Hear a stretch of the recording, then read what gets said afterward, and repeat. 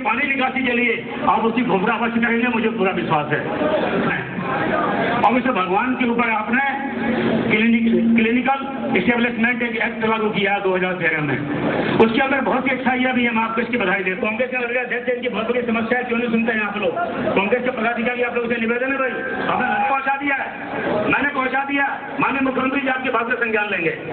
Budget बचाने का काम किया और आपने मुझे एक और आश्वासन दिया था उस समय कि चीनी मिल को जिंदा करने के लिए अतिरिक्त कोई ना कोई संसाधन लगाऊंगा ताकि चीनी मिल कर्मचारियों को भविष्य बना रहे और किसानों को भविष्य बचा रहे। और आपने मुझे कहा हुआ है और मुझे उम्मीद है कि कोई ना कोई भूमिका इसके साथ अवश्य करेंगे, चाहे बियर प्लांट हो, चाहे मिथेनॉल प्लांट हो, चाहे पावर प्लांट हो, कोई प्रोजेक्ट आप अवश्य लगाएंगे ताकि चीनी मिल बच सके। हमारी स्थापना कहने का कष्ट करेंगे। और एक निवेदन और मुख्यमंत्री जी, एक यहाँ क्षेत्र है सकैनिया के लोग है भैया, एक सकैनिया, एक है गुलर घोष। माननीय मुख्यमंत्री दोनों क्षेत्रों को नगर पंचायत घोषित करने की आवश्यकता है और वहाँ की जनता चाहती है कि नगर पंचायत घोषित हो ताकि वहाँ की समस्याओं का एक पहला समाधान करने की एक संस्था बैठ जाए। आपसे निवेदन है आप इसको भी मेरे ध्यान से सुनेंगे और कई समस्या के लिए भूले जाएंगे ताकि यहाँ विकास का काम हो सके।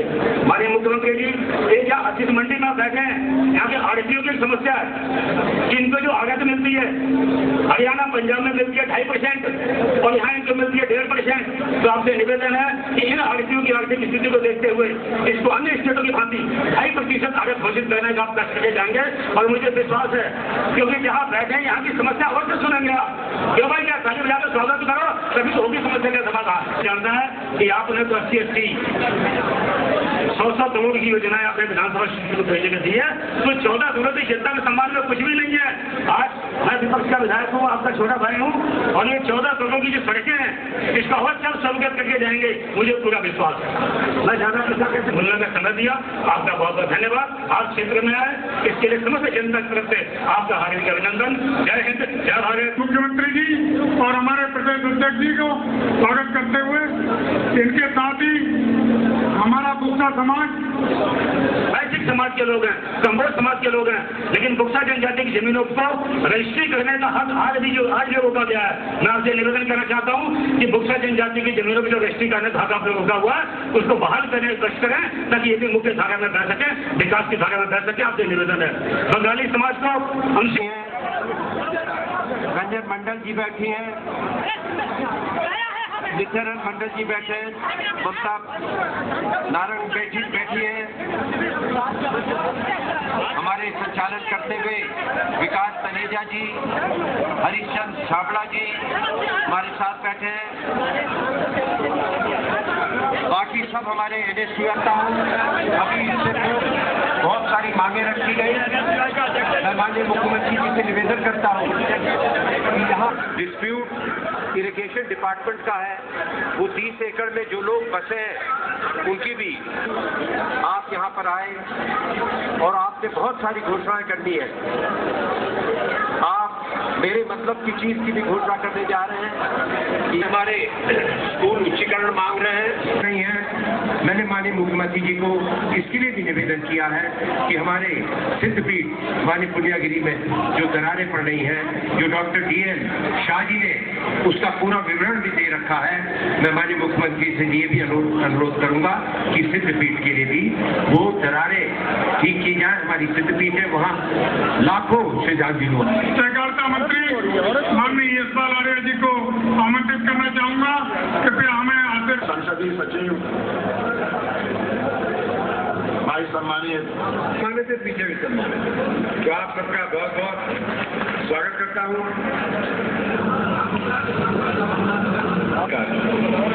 और जो आपकी परेशानी समझ रहा हूँ,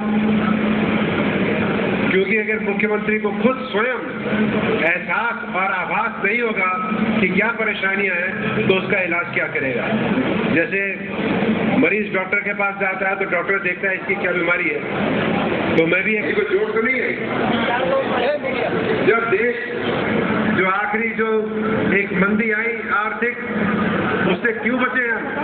क्योंकि भैया बवंडर आर्थिक पूरे विश्व देश में आया, हमारा भारत भी उससे नहीं बचता। 1 करोड़ रुपए आपको भारत निर्माण में, शिक्षा के लिए, अनुसूचित जाति जनजाति सब प्लान के लिए, विद्युतीकरण के लिए सारा पैसा केंद्र देता है और हमारी सरकार की ये प्राथमिकता है और हमारी ये अधिकारियों को बहुत सख्त निर्देश है कि जो केंद्रीय योजनाओं का बजट है वो पूरा खर्च किया जाए, जल्दी खर्च किया जाए। बहुत उम्मीदें हैं, लेकिन राज्य के संसाधन देखने पड़ते हैं। जो आपका पुत्र होता है वो चाहता है कि उसको बढ़िया कपड़े सिले जाए, उसको मोटरसाइकिल मिल जाए, उसको घूमने के लिए नैनीताल भेज दिया जाए, लेकिन घर की आय होती है, उस आय के अंदर पुत्र को समझाया जाता है। हमारा 25,000 करोड़ का बजट है, सब शिक्षित समाज है यहाँ पे।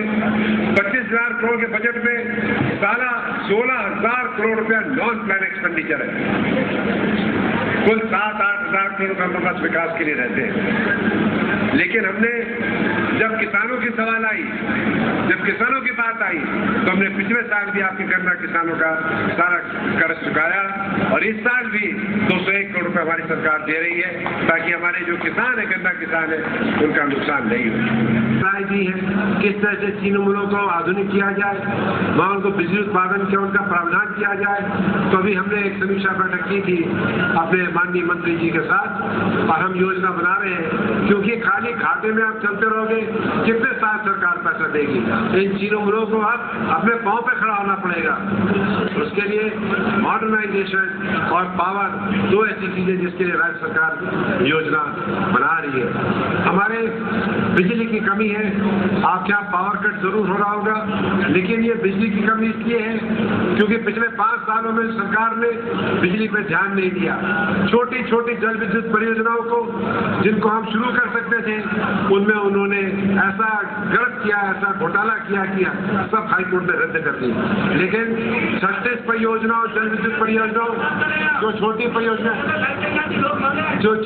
परियोजनाएं हैं, जल विद्युत परियोजनाएं, उनको इस सरकार, हमारी सरकार 36 जल विद्युत परियोजनाओं को हम उसमें इसी साल उनको शुरू करेंगे, EIA लेके करेंगे और ये 36 जल विद्युत परियोजनाओं पे जब बिजली शुरू हो जाएगी तो आप देखेंगे कि प्रदेश में बिजली की कमी दूर हो जाएगी।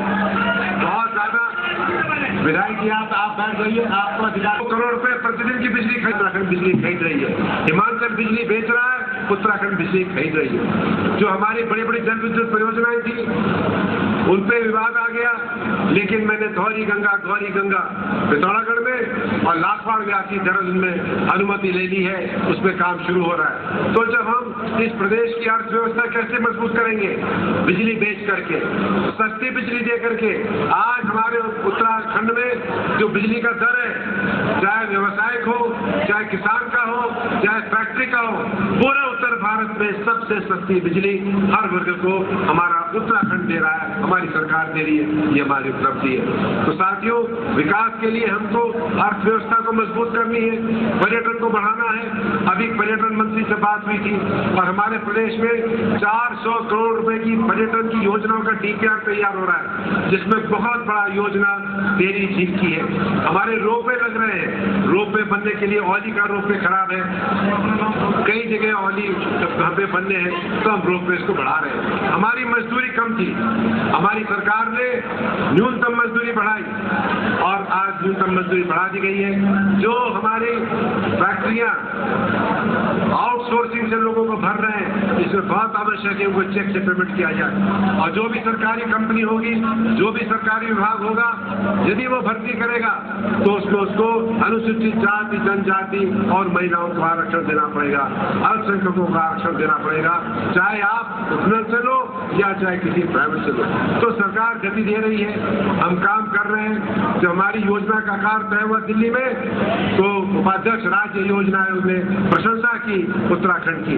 भारत के राष्ट्रपति ने उत्तराखंड की सरकार को सम्मानित किया कि जब देश में विकास है तो उत्तराखंड का विकास का दर सबसे आगे था। भारत के राष्ट्रपति ने सम्मानित किया, हमको नहीं सम्मानित किया, आपको सम्मानित किया।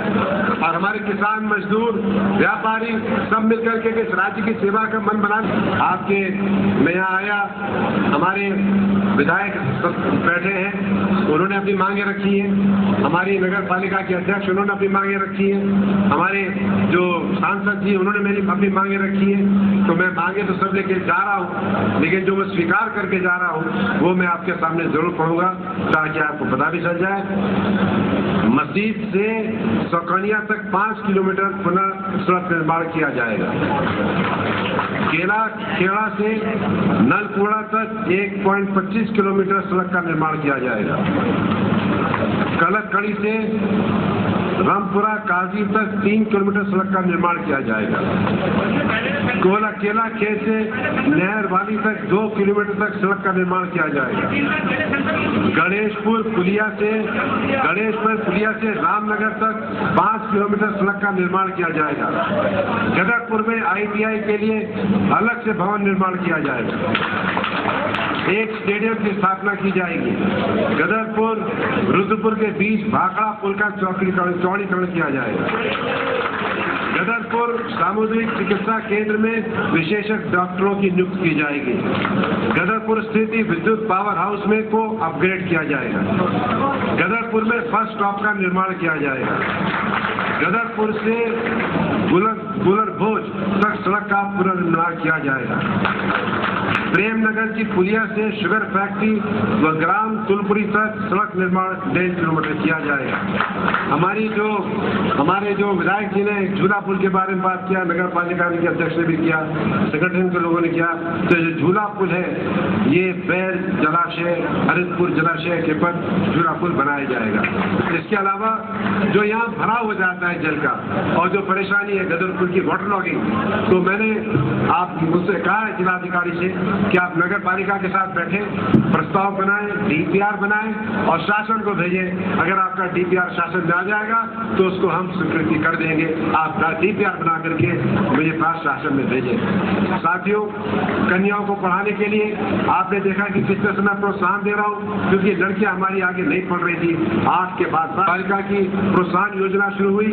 आपको जान के खुशी होगी कि 10% लड़कियों ने और अपने एडमिशन लेने शुरू कर दिए। जो हमारे अल्पसंख्यक भाई हैं, आपके मदरसों के लिए और कब्रिस्तान के लिए बजट का इंतजाम किया जा रहा है और बहुत जल्दी जो हमारे प्रमुख मदरसे हैं और जो कब्रिस्तान उनके लिए हम धन देंगे।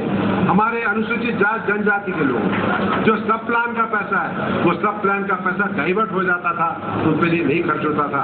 कैबिनेट ने निर्णय लिया है और राज्यपाल जी के पास अध्यादेश भेजा जा रहा है कि जो SC ST का सब प्लान का पैसा है वो डाइवर्ट नहीं हो सकता, उसको वही खर्च करना। केंद्र सरकार आपके साथ है और मैं आशा करता हूं कि हम सब मिलकर के विकास की बात करें, हम सब मिलाकर के सहयोग की बात करें, भाईचारे की बात करें और एक ऐसा उत्तराखंड बनाएं जिसको हम देवभूमि बोलते हैं। या हेमकुंड साहब है, या कलियर शरीफ है, केदारनाथ है, बद्रीनाथ है, जागेश्वर मंदिर है। आपकी राजनीति कर रहे, धन्यवाद। जय हिंद। हेमा नारा उत्तराखंड की जगतपुर की जनता की, किसानों की, मजदूरों की। बिगम सिंह कोरंगा जी और राजू बुड्ढी जी प्रदेश उपाध्यक्ष व्यापार मंडल, सुनील देख जी अध्यक्ष भारतीय संघ और ये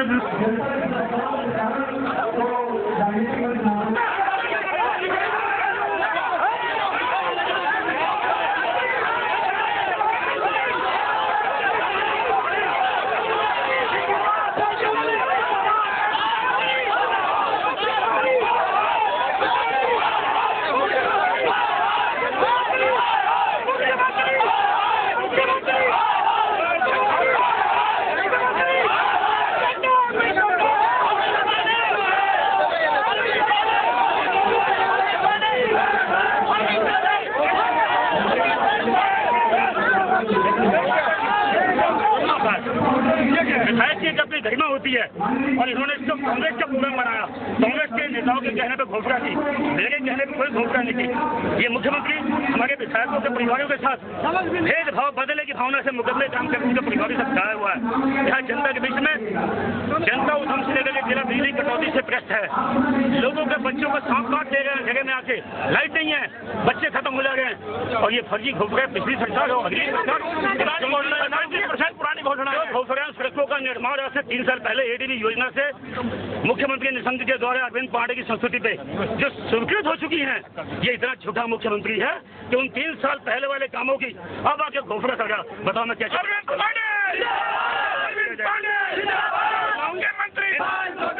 इस मुख्यमंत्री को अपने काम करने का इनके पास कोई विजन नहीं है, कोई सोच नहीं है। इस समय प्रदेश को लूटने में लगे हुए हैं, जिसका प्रमाण है मैं आप लोगों से कहना चाहता हूँ। उधम सिंह नगर जिले का सर्वे करा लीजिए, कोई ऐसा थाना, कोई ऐसी तहसील नहीं है जिसके अंदर सरेआम आम जनता से दलाली नहीं ली जा रही हो। और ये आदमी यहाँ के जिले के अंदर बिजली कटौती की और भ्रष्टाचार मुक्ति की बात करता है। आदमी झूठा आदमी है, पहले खुद पहले साफ सुथरा हो तब भ्रष्टाचार मिटाने की बात करे। कहते हैं दूसरे को सुधारने से पहले, दूसरे को सबक देने के पहले खुद में आदमी ठीक होना चाहिए। और ये आदमी खुद अपने आप में बेईमान आदमी है। क्या दिक्कत है? मुझे क्या नाम रेट बोले पड़ते हैं, ये सरकार से थोड़ी मदद चाहिए 50-60 हज़ार की, जो मैं इलाज करवा लूँगी। क्या करें आपसे यहाँ पर कोई नहीं कि विकलांग लोगों की सहायता करो और विधवा लोगों की और अनाथ बच्चों की, ना कि पिछड़ी जाति अल्पसंख्यक की सहायता करो। ऐसा प्रधान का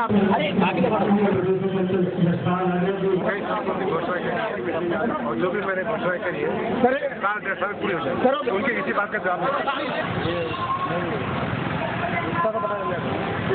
वर्तमान में क्या समस्याएं हैं उसको मैंने मुख्यमंत्री जी को अवगत कराने की कोशिश की, लेकिन मुख्यमंत्री जी ने मेरी किसी समस्या पर ध्यान नहीं दिया। और इन्होंने जो पूर्व सरकार भाजपा की गवर्नमेंट के टाइम में जो सड़कें स्वीकृत थी, जो योजनाएं स्वीकृत थी, उसकी घोषणा की इन्होंने। मैंने इनसे यही कहना चाहा, माननीय मुख्यमंत्री जी, आप प्रदेश के मुखिया हैं, मुख्यमंत्री हैं, नई घोषणा कीजिए जिस समय जो जिस चीज़ की आवश्यकता जनता को है, तो माननीय मुख्यमंत्री जी को घोषणा ना करके जो 3 साल पहले भाजपा शासनकाल में स्वीकृत हो चुकी है उनकी घोषणा की। ये मैंने कहा। दूसरी बिजली की बात करते हैं, मुख्यमंत्री का आदमी ये बोला पिछली सरकार में बिजली में घोटाला हुआ। क्या बिजली में घोटाला हुआ? तुम इस समय आम जनता के अंदर आम जनता को बिजली पहुंचा नहीं पा रहे हो।